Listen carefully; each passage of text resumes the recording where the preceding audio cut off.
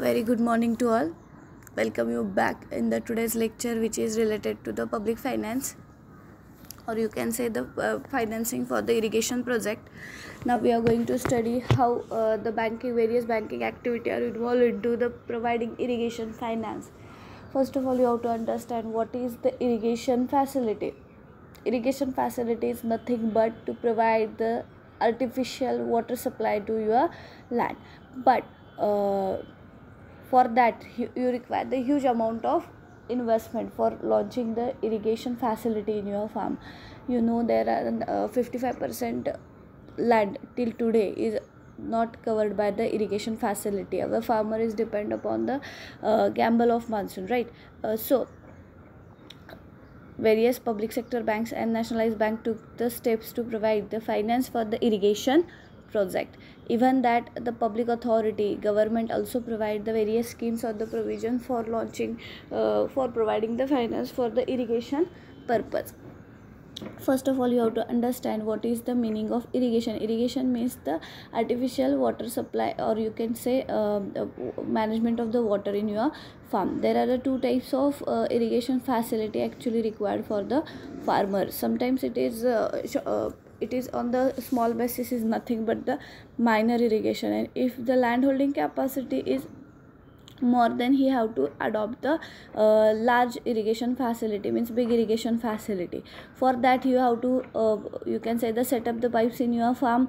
You require the motor to for the pressure of the water, and for that you require the huge amount of investment in it. रानामध्ये आपल्याला जर पाण्याची सोय करायची असेल तर विहीर खोदली पाहिजे, हा एक पहिला मुद्दा. त्याच्यानंतर दुसरा मुद्दा असा असतो की बाबा तिथून पाणी खेचण्यासाठी आपल्याला तेवढ्या TMCची मोटर तिथं घ्यावी लागणार आहे. त्याचबरोबर पाईपलाईन्स टाकावे लागणार आहेत.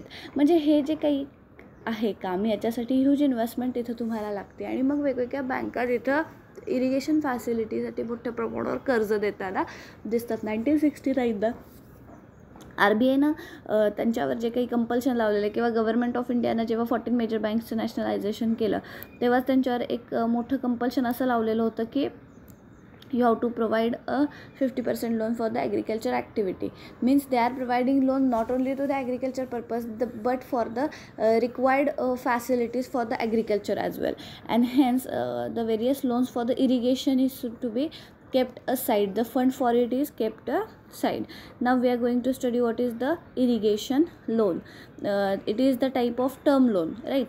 What is the purpose of the loan? Is the sinking of well, repair or deepening of a well, sinking of a tube well. आता एक लक्षात घ्या की कशासाठी इरिगेशनचं कर्ज हे कशासाठी दिलं जातं. तर तुमच्या रानामध्ये मायनर इरिगेशनच्या बाबतीत आपण बोलतो की ऑलरेडी विहीर आहे आणि त्या विहिरीचं अजून खोल करायची असेल किंवा ती विहीर रिपेअर करायची असेल. त्याच्यानंतर सिंकिंग द ट्यूब वेल, म्हणजे जर समजा तुमच्या इथं बोर करायची असेल, रानामध्ये बोरिंगची फॅसिलिटी करायची असेल, तर तिथं डेफिनेटली कर्ज मिळणार आहे. कारण तुम्हाला माहिती आहे बोरिंग मारण्यासाठी सुद्धा बराचसा खर्च तिथं 70,000 ते 80,000 रुपये येतो, तर त्याच्यासाठी कर्ज मिळणार आहे. त्याच्यानंतर installation of electric diesel pump set. आता तुम्हाला ते जे पाणी ओढून रानापर्यंत न्यायचं आहे, त्याच्यासाठी पाईपलाईन्स टाकून ते पाणी खेचलं गेलं पाहिजे, ह्याच्यासाठी तुम्हाला मोटर्स बसवल्या पाहिजेत. त्या मोटर्स मोठ्या पॉवरच्या असल्यामुळं थोड्या त्या महाग जातात. मग त्याच्या इन्स्टॉलेशनसाठी सुद्धा लागणारं कर्ज हे इरिगेशन फॅसिलिटीमधनं दिलं जातं आहे. त्याच्यानंतर ड्रिप इरिगेशन. आता ठिबक सिंचन तुम्हाला माहीतच आहे. It is the more prosper method to increase the productivity of the agriculture. शेतीमध्ये ॲग्रिकल्चर प्रोडक्टिव्हिटी जर वाढवायची असेल तर हे सगळ्यात मोस्ट प्रॉस्पर मेथड आहे. लक्षात घ्या की जेणेकरून बाय रूटला आपण पाणी सप्लाय करूया आणि त्यामुळं काय होणार आहे, तर ॲग्रिकल्चर प्रोडक्टिव्हिटी ही मोठ्या प्रमाणावर तिथं वाढणार आहे. तर this is all about you can say the next one is the sprinkler irrigation. आता जे काही हब्स असतात, श्रब्स असतात, त्यांची हाईट कमी असल्यामुळे त्या रानामध्ये आपण स्प्रिंकलर इरिगेशन बसवू शकतो. मग स्प्रिंकलर इरिगेशनसाठी सुद्धा पाईप टाकणे किंवा पाणी सप्लाय करणे याच्यासाठी सुद्धा खर्च आहे. तर त्यासाठी सुद्धा तुम्हाला तिथं मायक्रो इरिगेशनच्या अंडर कर्ज मिळणार आहे. त्याच्यानंतर like the irrigation channel and pipelines, जे मग असे मी तुम्हाला सांगितलं की बऱ्याच वेळेस विहीर ही प्रोडक्टिव्ह एरियापासून खूप अंतरावर आपल्याला बघायला मिळते. आणि मग आपण काय करतो तर तिथून आपल्या इथंपर्यंत पाईपलाईन्स टाकणे, मग पाईपलाईन्स टाकण्यासाठी मग खर्चिक काम होऊन जातं आणि मग त्याच्यासाठी सुद्धा इरिगेशन फॅसिलिटी अंडर कर्ज मिळू शकतं. त्याच्यानंतर फार्म पॉम्प, वॉटर टँक करायचं असेल, आता बऱ्याच वेळेस आपल्याला शेततळं करायचं असतात. आजकाल तुम्हाला माहीतच आहे की ॲग्री अलाइड ॲक्टिव्हिटी मोठ्या प्रमाणावर चाललेल्या आहेत आणि त्यामुळं लोक फिशरी हा व्यवसाय देखील ॲग्रिकल्चर आपण काय म्हणू शकतो की ॲग्रिकल्चर अलाइड ॲक्टिव्हिटी म्हणून करतात. मग इथं आपल्याला काय करावं लागणार आहे तर फार्म पॉन्ड जर बांधायचं असेल, त्यांना शेततळं बांधायचं असेल आणि ते फॉर फिशरी यूज करायचं असेल तर तिथं ते डिग करण्यासाठी तुम्हाला JCB बोलवावं लागणार आहे आणि मग तो जो काही खर्च आहे त्याच्यामध्ये प्लास्टिकचा कागद टाकणे वगैरे वगैरे, म्हणजे शेततळं करण्यासाठी जो काही खर्च येतो तर त्याच्यासाठी सुद्धा अंडर इरिगेशन टायटलखाली तुम्हाला तिथं कर्ज मिळू शकतं. त्याच्यानंतर त्यांनी नेक्स्ट सांगितलेलं आहे बघा, composite minor irrigation which include more than one purpose mention above. आता ह्यांपैकी कुठल्याही पर्पजसाठी तिथं कर्ज देऊ शकतो आपण. म्हणजे हे मी बँक ऑफ महाराष्ट्रासाठी सांगते. पब्लिक सेक्टर बँकांसाठी तर कंपल्शनच आहे की they have to provide loan to the agriculture required activity. त्याच्यानंतर what is the eligibility. Eligibility is provided to the farmer or the joint land holder. बऱ्याच वेळेस कसं होतं की लँड होल्डिंग कॅपॅसिटी ही तुमची कमी असते आणि मग अशा वेळेस जेव्हा लँड होल्डिंग कॅपॅसिटी तुमची कमी असेल तेव्हा दोघात मिळूनसुद्धा तुम्ही तिथं विहीर खोदू शकता, दोघात मिळूनसुद्धा तुम्ही तिथं बोरवेल किंवा ट्यूबवेल ज्याला आपण म्हणतो ती सुरू करू शकता आणि मग तुमची गरज तिथं भागू शकते. तर अशा वेळेस joint farmer also can get the benefit of such a loans. Next one is what is the amount for new dug well pipeline pump set as per the NABARD the unit cost estimated. आता एक लक्षात घ्या की तुम्हाला समजा boring खोदायची आहे किंवा नवीन विहीर खोदायची आहे किंवा दुसरी इरिगेशन फॅसिलिटी काय करायची आहे, तर नाबार्डनं काही गाईडलाईन्स घालून ज्या दिलेल्या आहेत, नाबार्डनं त्याचं कॉस्टिंग जे काही ठरवलं आहे त्या पद्धतीनं तिथं कॉस्ट पकडून कर्ज दिलं जातं. म्हणजे नाबार्डने ह्याच्यासाठी काही गाईडलाईन्स दिल्यात, त्याही मी तुम्हाला तिथं पाठवणार आहेच आहे की when the banks are providing loan under the irrigation title then which content they have to take into their mind for the equipment machinery as per the price quotation. आता जे काही इक्विपमेंट्स आहेत, जे काही machinery तुम्ही बसवणार आहे, pump set तुम्ही बसवणार आहे, तर त्याचं कोटेशन काय असेल ते बँकेमध्ये द्यायचं. त्या कोटेशनच्या काही प्रमाणात कर्ज किती द्यायचं हे ठरतं. आता मार्जिन अप टू काय सांगितलं आहे, limit up to 1 lakh rupees. Margin काय येतो तो नील राहील, परंतु limit above the 1 lakh rupees is the 15% to 25%. 1 लाखापर्यंत कर्ज असेल तर there is no requirement to maintain the margin. But when the limit above the 1 lakh then 15 to 25% depend upon the purpose. This is the margin. Next, the rate of interest. The rate of interest shall be applicable to the agriculture advances. आता कसं असतं लक्षात घ्या की agriculture title खाली जी काही कर्ज दिली जातात ती सुद्धा वेगवेगळ्या व्याजदराची असतात. It's depend upon the purpose of using the loan. If they are using that loan for the commercial purpose तर तिथं जरा वेगळं हे दिसेल तुम्हाला, तिथं जरा वेगळा रेट ऑफ इंटरेस्ट दिसेल. If it is using for the domestic purpose or the small farmers are there तर लँड होल्डिंग कॅपॅसिटी किंवा मायनर इरिगेशन्स असतील तर तिथं रेट ऑफ इंटरेस्ट तुम्हाला थोडे वेगळे दिसणार आहेत. त्याच्यात security, the hypothecation of the crop, estimation of the machinery and the other asset, the third party guarantee and the mortgage of land. आता ह्या असे कर्ज घ्यायचे असतील तर तुम्हाला सिक्युरिटी काहीतरी ठेवावी लागणार आहे. मग समजा तुम्ही मोटर किंवा पंपसेटसाठी जर कर्ज घेतलं असेल तर that equipment will be consider as a mortgage. But on the other hand sometimes the mortgage of the land is also to be consider. What is the repayment period? The repayment period is the 7 to 11 years is depending upon the repaying capacity. म्हणजे आता हे कर्ज किती महिन्यांसाठी दिलं जाऊ शकतं तर हे लॉंग टर्ममध्ये तुम्ही करू शकता. कारण कसं असतं लक्षात घ्या, विहीर डिग करायची म्हटल्यावर तिथं मोठ्या अमाऊंटची कर्ज तुम्हाला घ्यावी लागणार आहेत आणि मग ती परतफेड करण्यासाठी तुम्हाला टेन्यूर पण जास्त लागतो. तुमची जर ऐपत असेल तर तो शॉर्ट टर्ममध्ये सुद्धा कन्वर्ट करून देता येतो, परंतु मोस्टली हे लोन्स हे repayment guarantee 7 to 11 years is depend upon the repaying capacity केला जातो. बऱ्याच वेळेस असंही केलं जातं की 5 to 9 years depending upon the purpose of loan. आता एखाद्या मोठ्या प्रोजेक्टसाठी जर कर्ज घेतला असेल, मोठ्या समजा लँड होल्डिंग कॅपॅसिटी खूपच मोठी आहे आणि संपूर्ण राणाला तिथे ड्रिप इरिगेशन करायचं आहे, मग अशा वेळेस कसं होतं की खूप इन्व्हेस्टमेंट त्याला लागणार आहे आणि त्याचा यूज म्हणजे त्याचं पर्पज काय आहे, whether it is for the domestic or the commercial, हे सुद्धा लक्षात घेऊन त्यांना रिपेमेंटचा पिरियड तिथं देऊ जाऊ शकतो. त्याच्यानंतर नेक्स्ट आहे अदर टर्म्स अँड कंडिशन्स. आता टर्म्स अँड कंडिशन्समध्ये काय सांगितलं का, the purpose proposed well should be located in the white watershed area. It should not be the dark watershed area.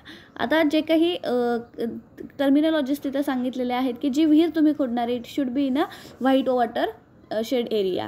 त्याच्यानंतर GSDA certificate for digging the new well in the grey watershed is required. आता विहीर खोदण्यासाठी जे काही certifications लागतात किंवा काय, तर हे खूप गरजेचे आहे. आता इथं एक मी तुम्हाला किस्सा सांगू इच्छिते की आपल्याकडं IDBI बँकेचे रिटायर्ड मॅनेजर मोघे सर हे तिथं गेस्ट लेक्चरर म्हणून येतात आणि ते एकदा मला असं सांगत होते, म्हणजे त्यांच्या लाईफमधली ते केस असं सांगत होते की इरिगेशनसाठी लोन जेव्हा आम्ही देतो तेव्हा त्यामध्ये रिस्क असते. तर मी म्हटलं सर कशा पद्धतीची रिस्क?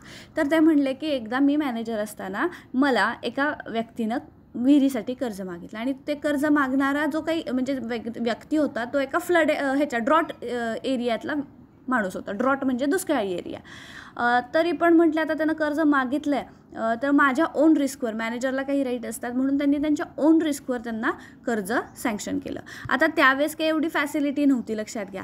मग त्यावेळेस तो एक व्यक्ती असतो की ज्याला बाबा पाण्याची लेवल कुठं जास्त आहे हे कळतं आणि तो त्या ट्यूबवेलवाल्याला सांगू शकतो की बाबा हिथं बोरमार, हिथं पाणी लागू शकतं. किंवा ते विहीर खोदण्यासाठी त्यांनी कर्ज मागितलं आणि अशा वेळेस कर्ज आपण तर सँक्शन केलं. आता ते लोक विहीर खोदायला आले सुद्धा, विहीर खोदायला त्यांनी कर्ज मागितलेलं होतं. आता त्याच्यासाठी सुद्धा तो व्यक्ती बोलवला जातो बरं का, की जिथं पाण्याची लेवल आहे ते सांगणारा. आणि ती काही एक शास्त्रोक्त पद्धत असते, नारळ असं उभा राहील तिथं ती पाण्याची लेवल जास्त असते असं काहीतरी म्हणतात. त्याला पानाडी असाही एक शब्द आहे बघा, की त्यांना पाण्याची लेवल कळते.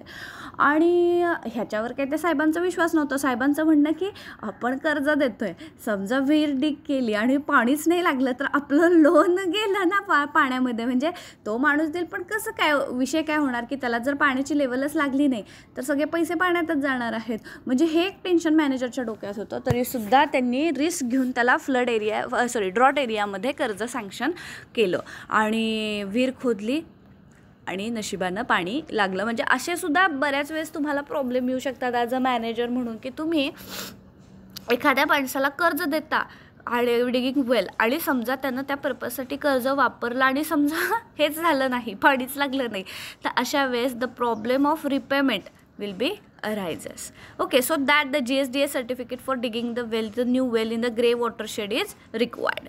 Insurance of the asset created out of the bank finance is to be done. आता समजा जे काही तुम्ही पंप सेट वगैरे विकत घेतलेला आहात तर त्याचं बाय रूट त्याचं इन्शुरन्स असणं हे खूप जास्त गरजेचं आहे. कारण तुम्हाला माहीतच आहे की अशा जे इक्विपमेंट्स असतात हे बंद पडले किंवा काय झाले आणि बँकेला तेच तुम्ही मॉर्गेज दिलेले आहेत पर्टिक्युलर लोनसाठी, तर मग how will the bank can recover it from the others. तर तो एक मुद्दा तिथं आहेच. त्यामुळं insurance of the particular asset is to be done. त्याच्यानंतर पेपर रिक्वायरमेंट काय काय सांगितलं आहे बघा. द लोन ॲप्लिकेशन फॉर्म आता बेसिक आहे. If you are demanding loan from the bank you require the loan application form apart from the land document like 7/12 ज्याला आपण म्हणतो 8A 60 एक्स्ट्रॅक्ट. त्याच्यानंतर सीमापत्र जे काही असतं म्हणजे बॉर्डर तुमच्या लँड होल्डिंग कॅपॅसिटीचं जे काही सीमापत्र आहे तेही त्यांना लागणार आहे. No dues certificate for the application from the surrounding financial institutions. Next the legal search from advocate on the bank panel of the loan above the 1 lakh where the land is to be mortgaged. म्हणजे आता समजा तुम्ही जमीनच तारण ठेवून जर कर्ज घेणार असाल तर त्याच्यासाठी काय सांगितलेलं आहे की नो ड्यूज सर्टिफिकेट तुम्हाला तिथं लागणार आहे. त्याचबरोबर नो ड्यूज सर्टिफिकेट पण लागणार आहे आणि legal search from the advocate bank panel for the loan above the 1 lakh rupees where the land is to be mortgage. म्हणजे 1 लाखापेक्षा जर मोठं कर्ज हवं असेल तर तुम्हाला तिथं legal search from the advocate banks panel for the loan above 1 lakh rupees is to be mortgaged. Second त्यांनी असं सांगितलेलं आहे की no dues certificate from the PACS. आता तुम्ही ऑलरेडी कुणाकडनं कर्ज घेतलं नाही आहे ना तर ते एक पत्र तुम्हाला पॅक्सकडं आणावं लागणार आहे. काय सांगितले बघा. The no dues certificates of the applicant no dues certificate of the applicant is required from the financial institutes including PACS. पॅक्सकडनं सुद्धा तुम्ही ते आणू शकता. तर this is all about the irrigation loan. आता नेक्स्ट त्यांनी अजून एक सांगितलेलं आहे की गॅरंटी फॉर्म जो काही असतो त्यामध्ये जो गॅरंटीड होणार आहे ज्यालाच तुम्ही काय म्हणतात जामीनदार, कर्जाला जामीनदार असणं हे एक मॅन्डेटरी कंडिशनच आहे.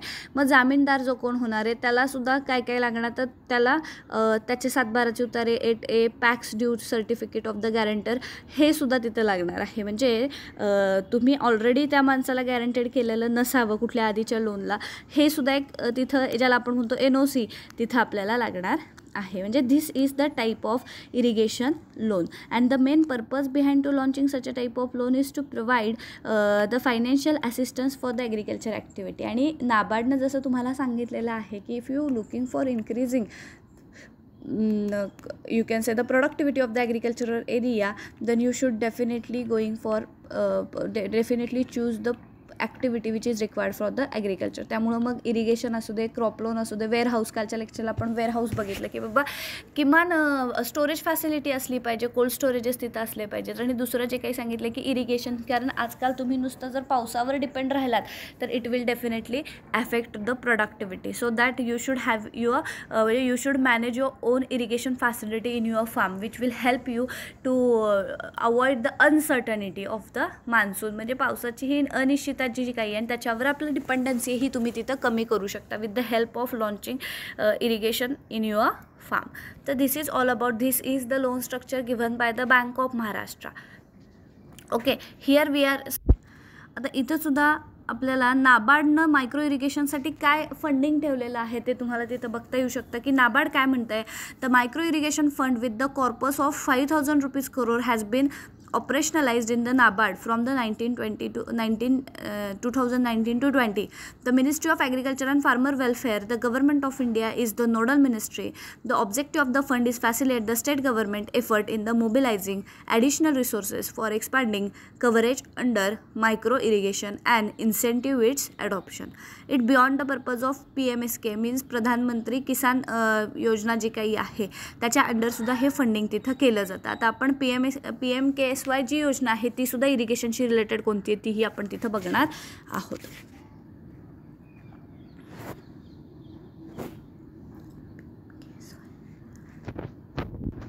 आता इथं तुम्ही बघू शकता की एक योजना जी नाबार्ड मार्फत सुरू केली गेलेली आहे ज्यामध्ये लँड अँड वॉटर रिसोर्सेस साठी जो काही फंडिंगचा सोर्स तिथं केलेला आहे. मग त्यामध्ये आपण बघतो की मेजर डिसिजन्स टेकन की वेगवेगळ्या प्रकारचे कर्ज हे for the agriculture and irrigation पर्पजसाठी तिथं द्यायचे आहेत. तर आता प्रपोज्ड PMKSY इज द सिंचन योजना, प्रधानमंत्री किसान सिंचन योजना जी काही आहे ज्यामध्ये convergence of the investment in the irrigation, expand the cultivation under the irrigation facility, हर खेत को पाणी, ह्या अंडर हा प्लॅन तिथं उभारलेला आहे. Improve the on form water use efficiency, sustainable water conservation practical, source of augmentation, तर तो मुद्दा तिथं सांगितला आहे. आणि मग डिस्ट्रिक्ट इरिगेशन प्लॅन कसा असावा तर DIP जो काही आहे will be present on the holistic irrigation plan. The DIP is to be prepared by the district level of the irrigation committee. सिंचन महामंडळ जे काही, ज्याला तुम्ही काय म्हणता जलसंधारण इरिगेशन ऑफिसर्स, त्यांनी हे प्लॅन तिथं तयार करायचे नाही. त्याच्यासाठी 5,000 कोटी रुपयांचा कॉर्पस फंड तिथं ठेवलेला आहे. म्हणजे can you imagine government also taking the various steps to fulfil the water need of the farmers, because they also know the Indian economy is the agrarian economy. So there is need to provide the finance for the irrigation facility which leads to increase the agriculture productivity and nothing but our national income. The plan have the information to the sources of available water, new potential and cropping system. The state irrigation plan is to be harmonized with the state agriculture plan. So this is all about the irrigation facility which we study in this lecture. Just you have to listen the lecture carefully and note down the notes. I am sharing the notes with you with the help of that following PPT as well as the guidelines which is given by the NABARD. So it is very much important for the short note question. Thank you so much.